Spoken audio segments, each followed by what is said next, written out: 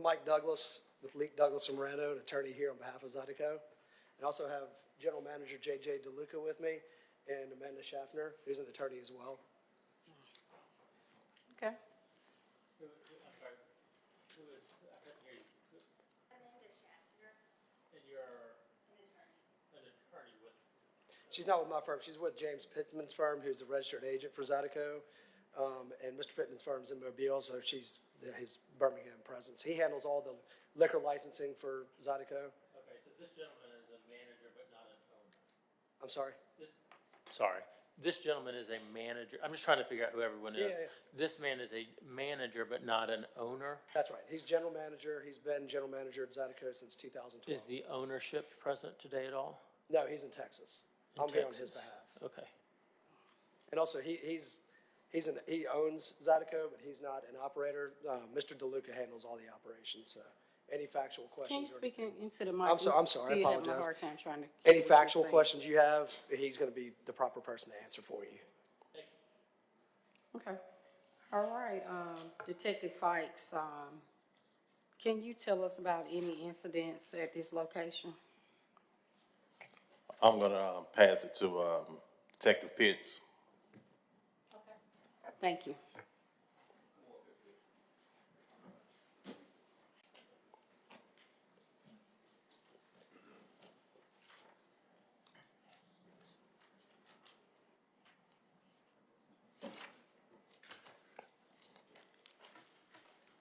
Madam Chair, at Zydeco, 2001 15th Avenue South, between October 2022 and October 2023, there were 34 calls for service.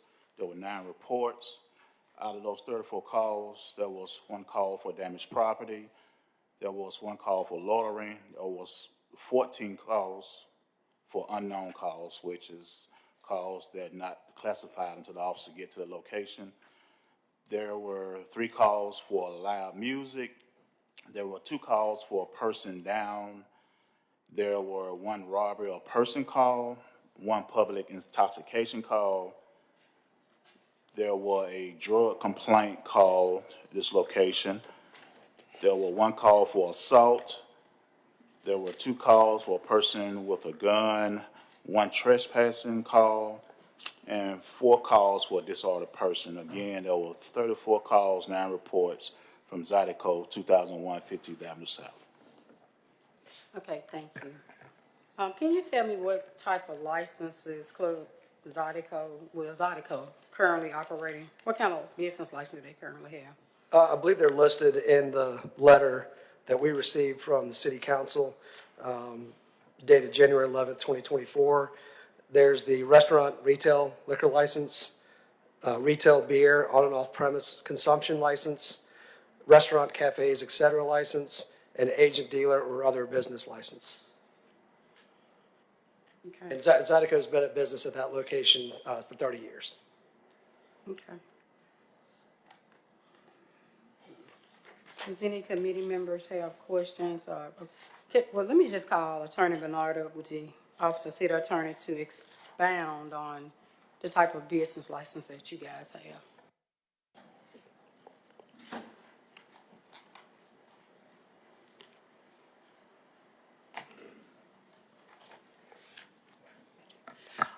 Julie Bernard, I serve as Assistant City Attorney in the Office of City Attorney. Counselor, I don't know if you want to discuss what some of the complaints are before, we get into too much, but I can give you what the ABC Board regulations define as a restaurant retail liquor license, which is for reputable persons for locations which are habitually and principally used for the purpose of preparing and serving meals, as defined in the regulations, for the public to consume on the licensed premises during normal and reasonable dining hours. And it says only those locations as customary and primary business as preparing and serving meals to the public will be issued a restaurant retail liquor license. And there is a differentiation between a restaurant generally allows any member of the public to enter regardless of age. So there's no restrictions on who is allowed to enter onto a restaurant licensee's premises. Thank you, Attorney Bernard. Okay, is anybody here from the neighborhood, to speak against or for this item? Okay, does any committee members have any questions about anything that we've heard thus far around the complaints? So, Madam Chair, I just want to make sure that I'm clear. Currently, they have a business license that they're operating under, because I'm looking at this Birmingham Police report that says they were operating without one on May 11th of 2023, all the way up in, is No, that still current? No, yeah, it's current. That incident, Officer Pittman, I think you and I spoke about that incident. I'm remembering that right, aren't I? Didn't we speak on the phone a few times on that one? Yes. Okay. So what happened there is when Zydeco was resubmitting their proof of insurance, it got caught in the system for whatever reason, and it didn't go through as affirmed. And so they came out, raided it, took all the liquor, and we got in touch with the city and explained exactly what happened, and they saw that, they were, properly bound, had their insurance and everything. They returned the liquor, and there's no citations given, anything. It's essentially a misunderstanding. But to answer your direct question, they do have and have always had a current business license. Okay. Okay, Councilor Moore, does that clarify your question? Because they do have a license, they have a restaurant retail liquor license, is what they currently have. Okay. You have questions? And just, oh, I'm sorry, go ahead. Thank you, Madam Chair. As the representative of Zydeco, hearing the number of calls for service from Birmingham Police Department, and I'm sure actually, I don't know if you have. Have you read some of these incidents? Yeah, I'm not familiar with the ones that were just cited or the time frame Okay. that was being discussed, because my understanding from my client and all the evidence that we were able to gather is there's never been an actual citation given by the city for any of the listed reasons in the letter, and there are essentially 6. Illegal service of alcoholic beverages to minors. We've never received a citation for that. ABC ABC task force members have come in to Zydeco looking for that type of thing. There was one instance where someone that was of age was buying alcohol and giving it to minors. That person was arrested. The minors were not arrested, and Zydeco did not receive a complaint.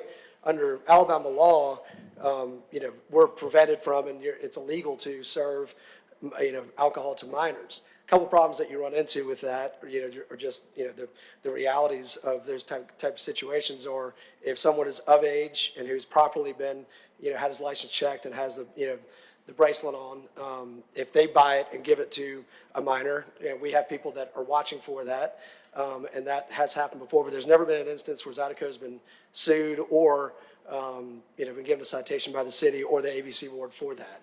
The other instance would be where they have. Could you repeat that last part? There's never been an incident where Zydeco has been sued for giving a minor alcohol? Is that what you just? That's right, yeah. Okay.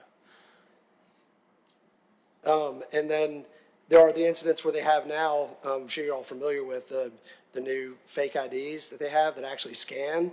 And we've had, several talks with ABC, task members that have come in and asked, what can we do about this? Because if someone comes in with a license that looks real and you put it through the scanner and it scans properly, it's a problem. And it's hard to, make sure, unless somebody looks extremely young, it's hard to, really prevent that. And that's actually not an illegal sale of alcohol, because it's really the only mechanism that you have, as the, the retailer in that situation, to try to prevent people from, coming in and drinking as minors.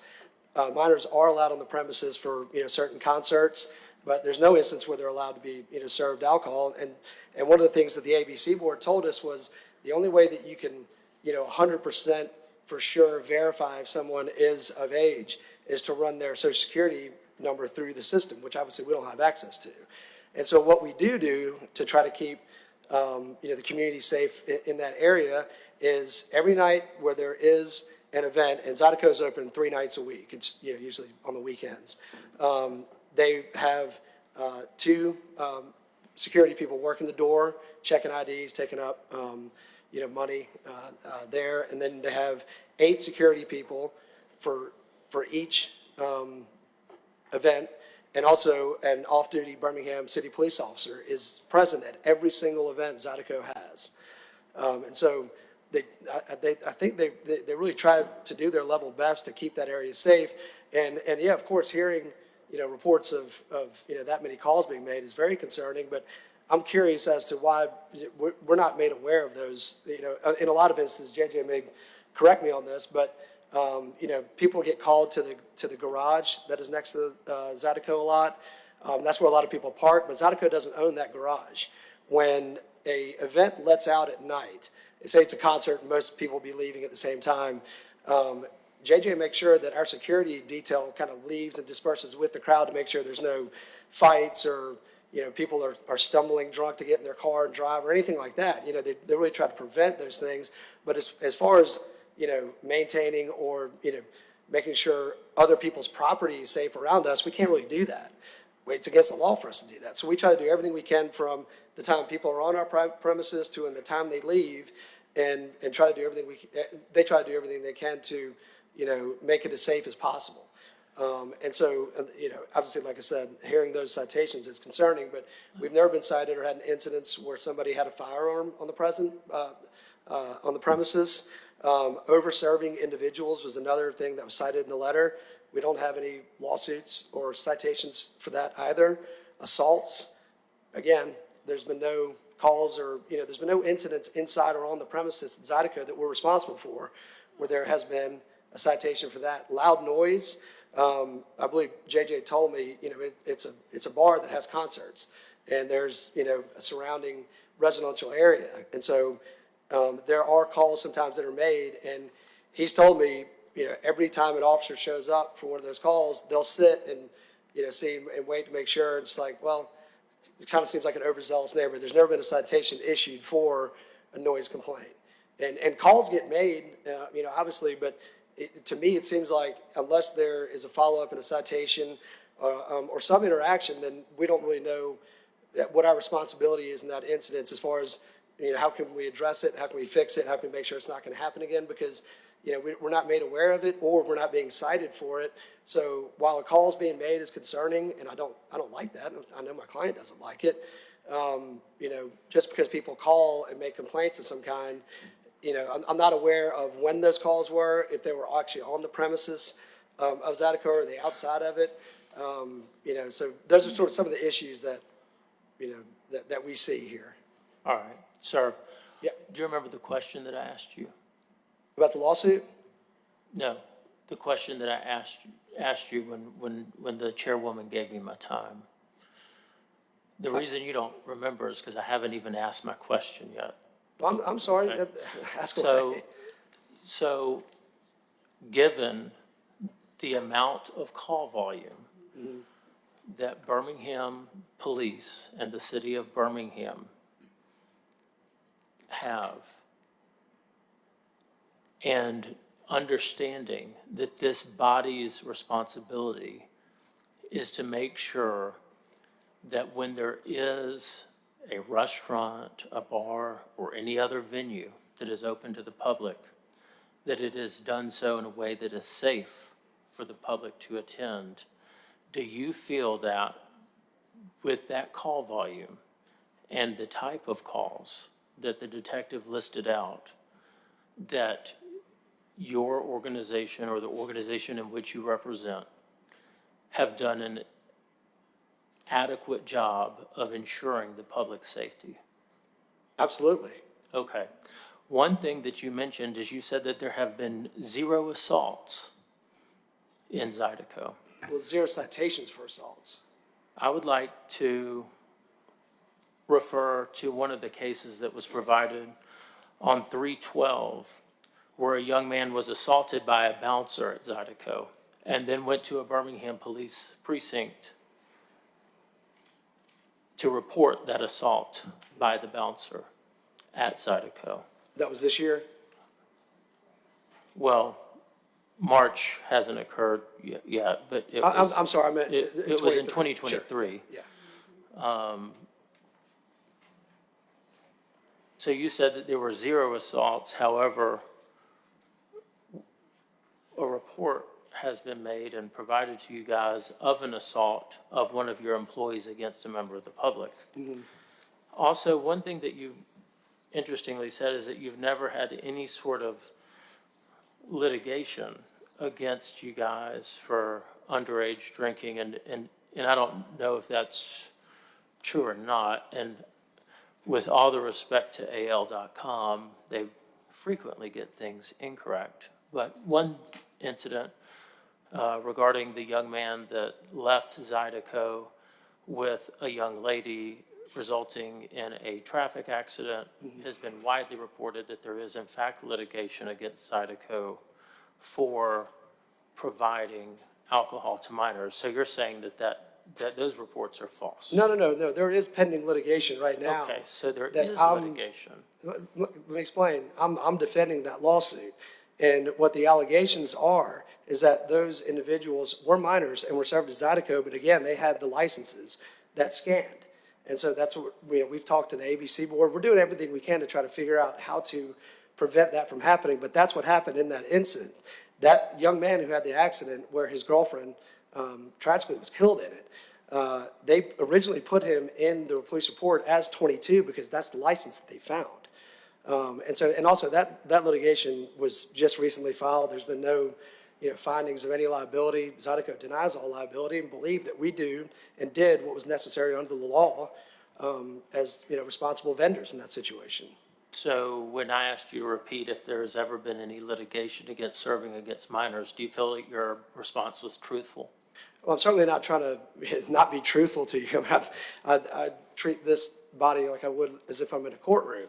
The fact of the matter is, again, with calls being made or with a lawsuit being filed, you can have allegations, but unless there's some type of a finding of liability or some follow-up, if one of our bartenders is serving minors illegally, they'll be arrested. If that's happening, they'll be arrested, and that hasn't occurred. Or will be given citations. Those citations haven't occurred. Somebody's allowed to file a lawsuit against you. I wasn't trying to mislead you. I don't know if I understood exactly what the question was, but I certainly know about that case because I'm the defense attorney in that case. But Which is why I'm surprised with your response. Well, I apologize. Because I wasn't feel trying to that- mislead 'cause you. Yeah, well, it's pretty black and white. But anyway, that's all I have. Thank you. Councilor Moore. No, I'm good, Madam Chair. Okay, Madam Chair, may I speak? yes, please. Hunter, do you want to go ask? Yeah, and I don't know if this is what you're about to speak to. When we're talking about the public being safe in any establishment, especially one that serves alcohol, one thing that we look for is, has that organization take the proper steps in making sure that, it's doing what it can to provide a safe atmosphere. Scanning IDs, that's obviously that organization doing what it can to prevent underage drinking, providing security personnel, which you just mentioned that you guys do. It sounds like a good number of security personnel. Obviously, that business has taken the appropriate action. Do y'all have a security camera system? Yeah, and that was actually put in, when was the newest one put in, JJ? It's a savvy system, we're Felder ordinance compliant. Yeah. My name's Joseph DeLuca, I'm with Zydeco. Position there? Ma'am, What's your position there? the general manager. Okay. The Felder ordinance in Birmingham, part of that is having an adequate security camera system facing all entrances and exits to catch faces. We have had a system in place for a long time. I recently upgraded that system with a private contracting company, so it's not like a box from Sam's. It's, real deal security system like these. There's 13 security cameras within the indoors faces all of the exits, entrances. And then we also have the parking lots on our property as well, so that if anything were to ever happen, we can provide anything to the police officers if they ask for And it. do you remember by any chance when that security system was installed? Roughly. 2022, Okay. for the upgraded one, yes. So with a robbery that occurred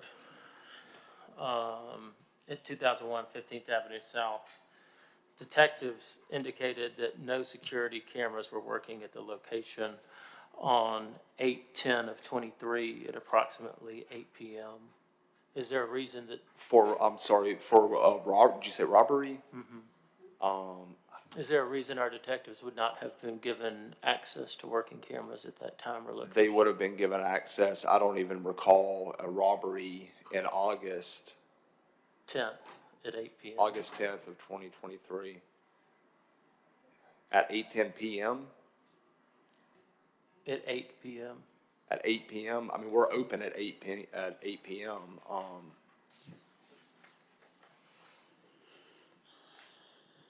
Yeah, I don't. I mean, there's Okay, been I'm just trying to figure out no, for what sure. I mean, security operations that you guys. yeah, I mean, there's been things before where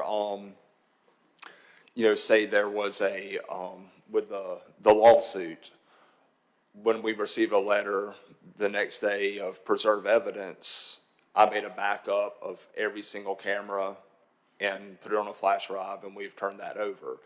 Anytime Birmingham Police has asked, hey, there's someone's car was broken into or something like that, I'll pull whatever time that they need, and I'll pull it off. We have it backed up for 90 days.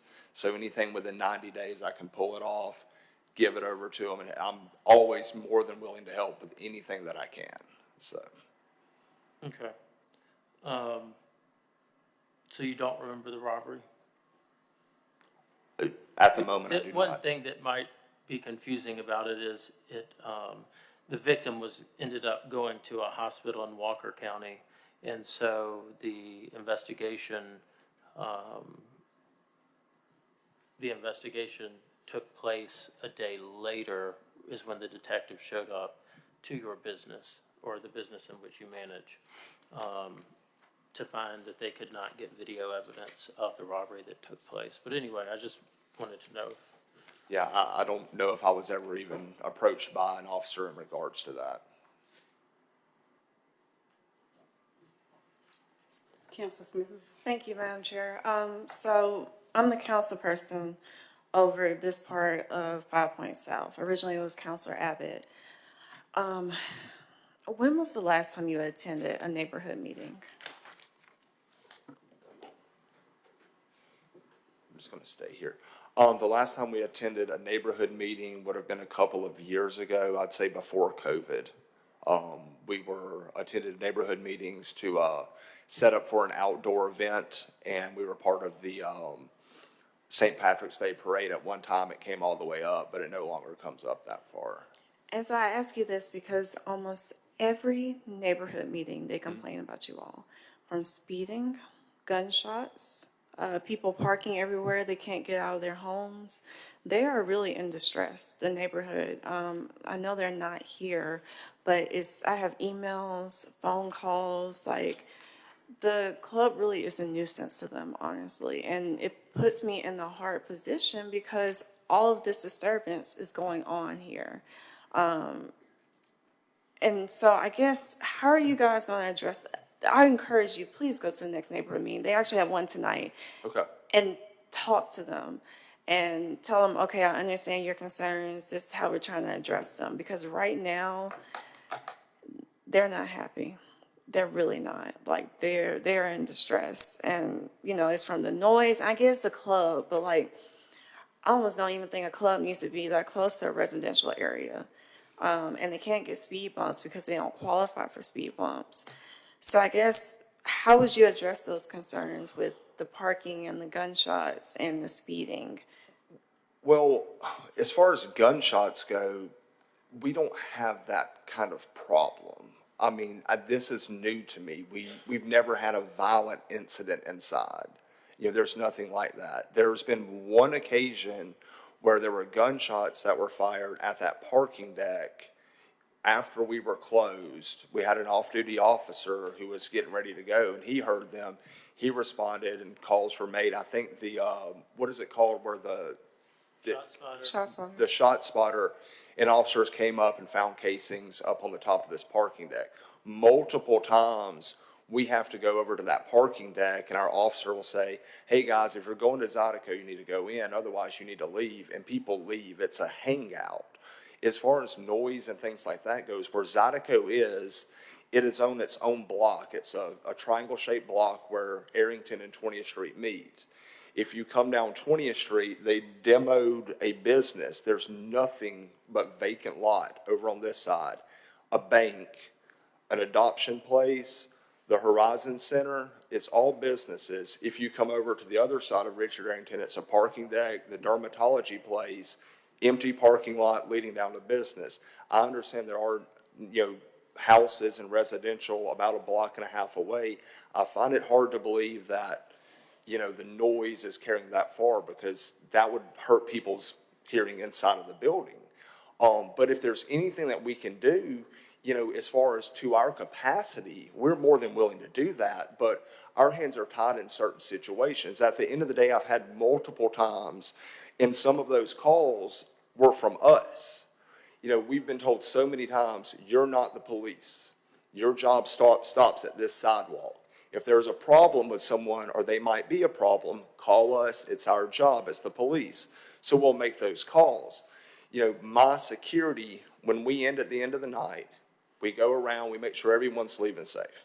Once that's done with, I pay them extra to stay on for usually another hour, because I have them walk around and pick up garbage all through that parking deck, all through anywhere around when that building, before it got tore down, we went all the way around it and towards the housing that's next to the bank, to do our best to say, hey, if there's a beer can, it may not have been from us. We don't let people leave with beer. We're going to pick it up anyways. We're going to pick up the wristband that was tore off. We're going to pick up the garbage. We're going to do everything that we can. We have a decent-sized parking lot that wraps around the building, and there's Cobb Lane parking down the road. I find it hard that people, are getting their driveways blocked in, or people parking in front of their house, and it has to do with us. Perhaps on the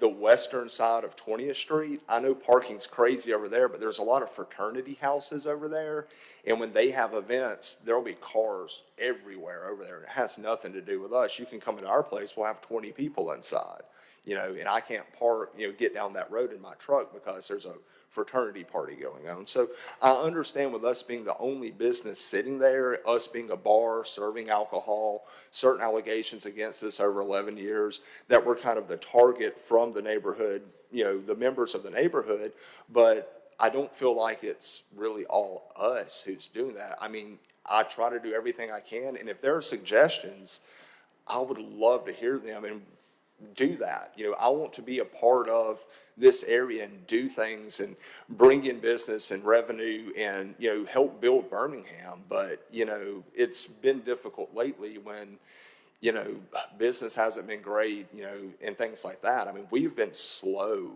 and it's really hard for me to believe that there's all this craziness going on nights when we have 30, 40, 50 people that show up all night. So. Well, 30 and 50 people can cause a lot of ruckus, but and I'm not going to negate the neighbors talking about noise, because noise travels. So we can't just say, if you're inside a building, you already can't hear, you're not going to be able to know if the people down the block can hear you. I guess, how long have you been doing that, where you had additional security and they surveyed the perimeter? How long has that been implemented? The perimeter has been going on since I started back in 2011. In the past 3 years, since Mr. Hood took over, he was more willing, other than the previous owners, to pay more money to security and to allow me to put more security on. In addition to that, to also have an off-duty officer every night that we're open. Okay, I would highly encourage you to attend the neighborhood meeting. Okay. And talk to them about that. Is there a way that, I can't go tonight, but is there a way, where can I look up when the next one is? So it's every third Tuesday of the month at 6 p.m. at Highland United Methodist Church. I don't want to be rude to y'all, but I'd like to type that. I can tell you after the meeting. Okay, Yeah. I would highly encourage you to do that. Yes. Well, thank you, Madam Chair. You're welcome. You got any more, Councilor Moore, you got questions?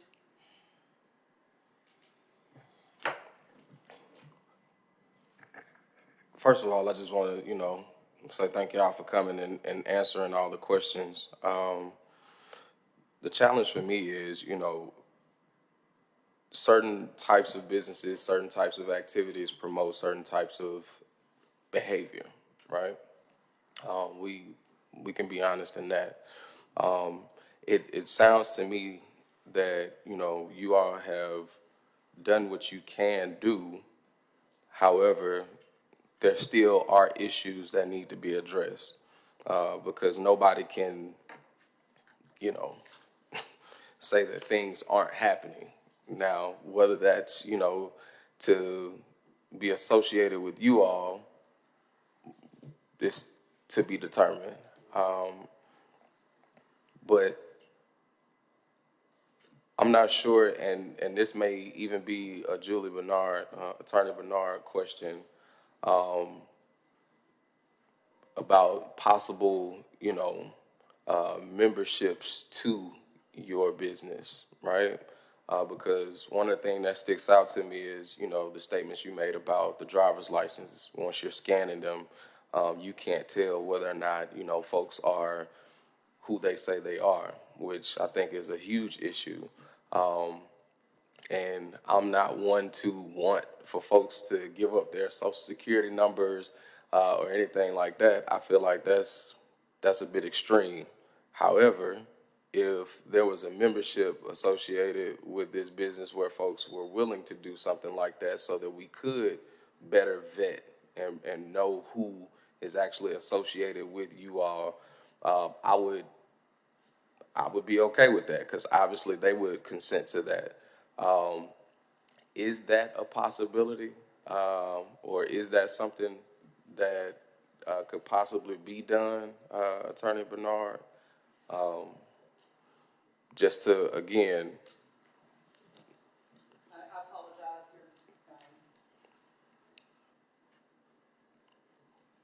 I apologize, Counselor. I was getting phone calls trying to come in, and so I didn't hear everything you said. So could you repeat it, please? So, my thing is, I want to make sure that in some way, shape, form, or fashion, we are able to know who exactly is associated with Zydeco, right? So that when things are happening in the community, we can definitely say, like, yes, it is coming or stemming from this location. Right now, we can't, because they're stating that things are not happening inside of their club or inside of their establishment, nor is anybody informing them of, the reports that are going out. And so they are unaware. The things that they do have control over, they have stated that, they're doing that.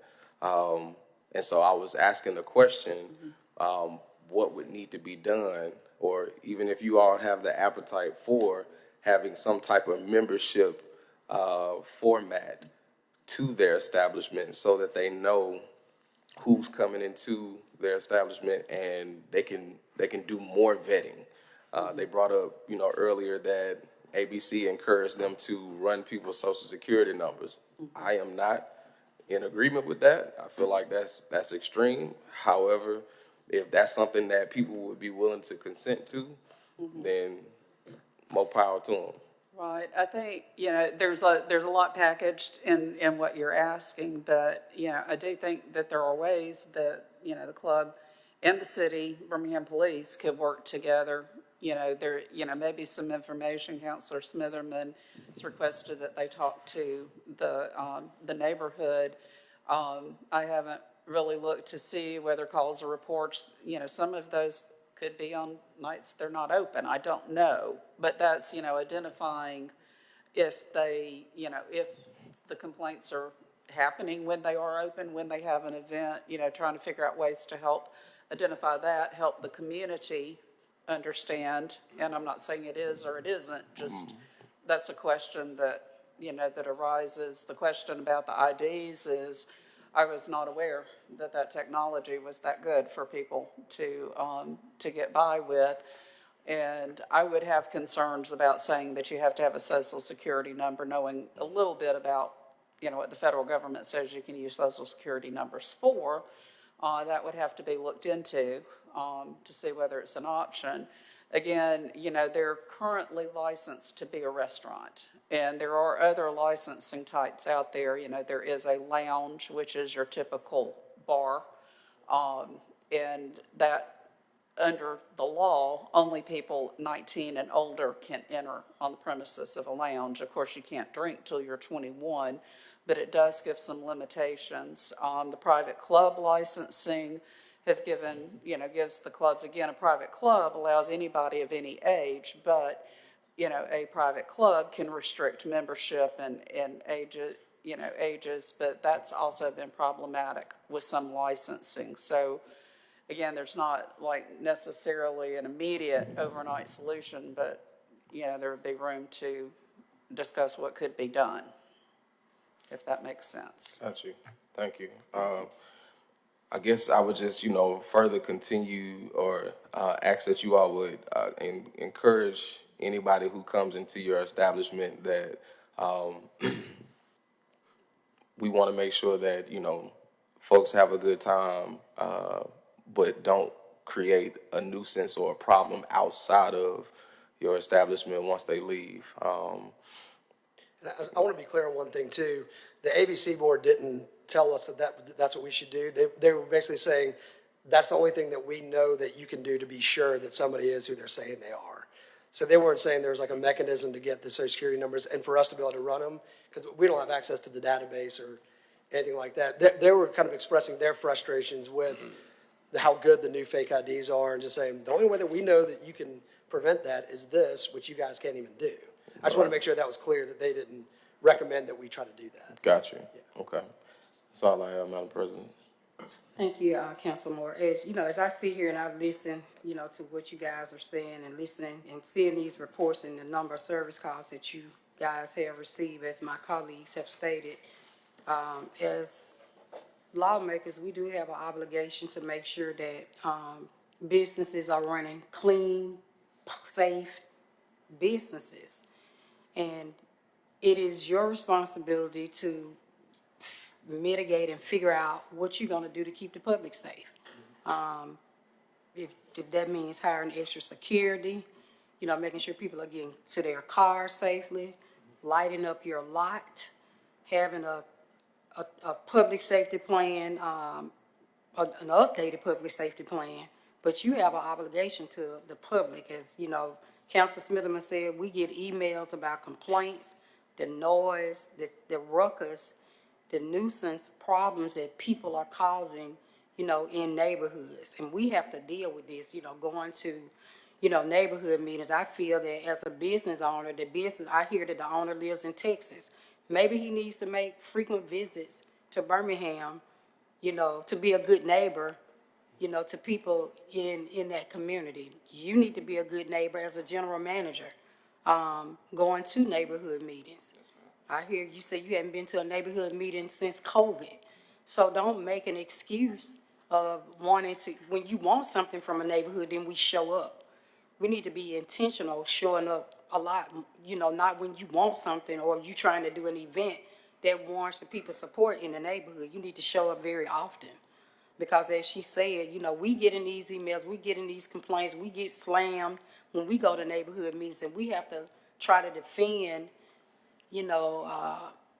somebody's business. And that should be your responsibility to defend your business, because you want to operate, in Birmingham. So you have an obligation, to the people in that neighborhood to make sure that those that are entering your facilities are not doing things that they shouldn't be doing. That's your responsibility to figure out how you going to say who shouldn't be drinking and who should be drinking. Maybe that's something that you guys are gonna have to figure out. But we have an obligation and a responsibility to those that we serve and to the public that we serve that community need to be safe. When we traveling in community, when people are, going out having a good time, you don't want people getting robbed, you don't want people getting assaulted, you don't want people pulling guns out on people. Enough of that is enough of that. And so we definitely, want to make sure that those that come before the city of Birmingham is doing clean, good business in Birmingham.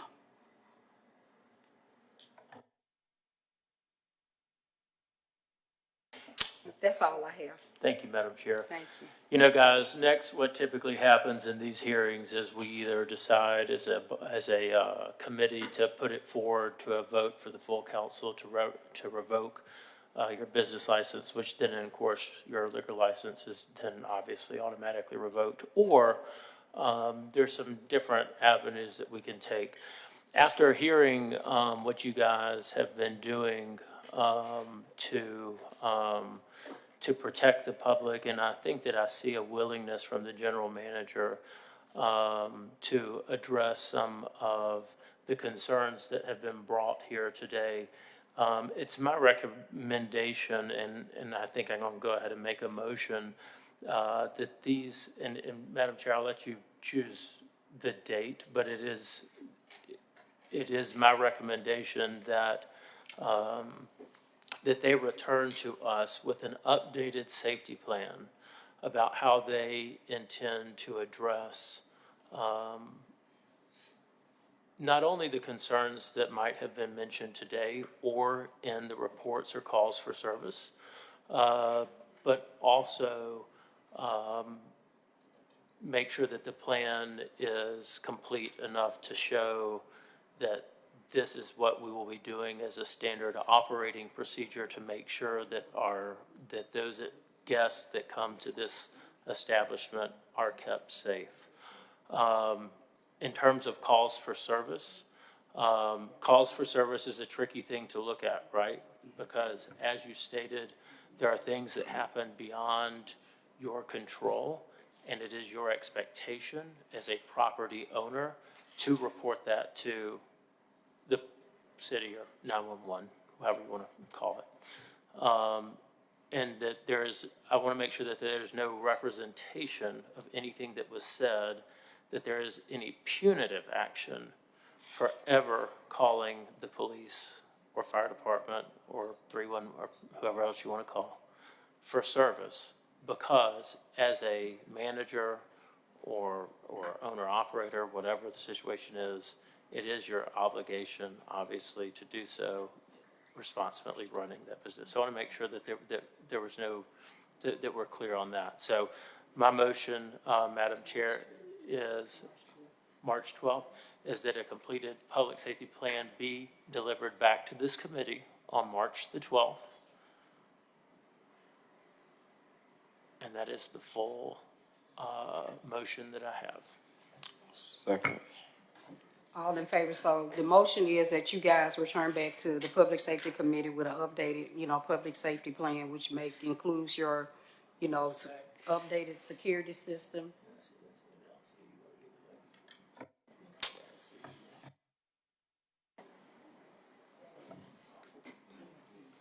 What's the next, 26, February, March.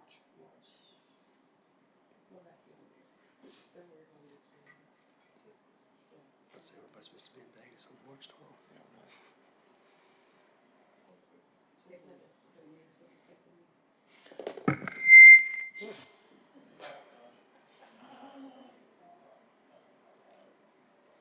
All right, I'm going.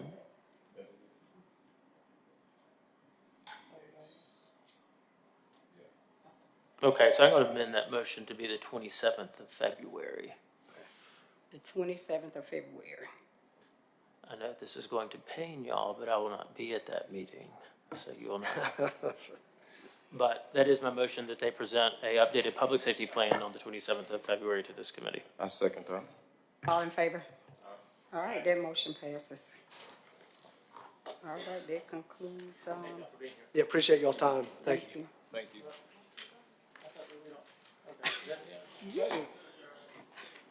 Second, all in favor?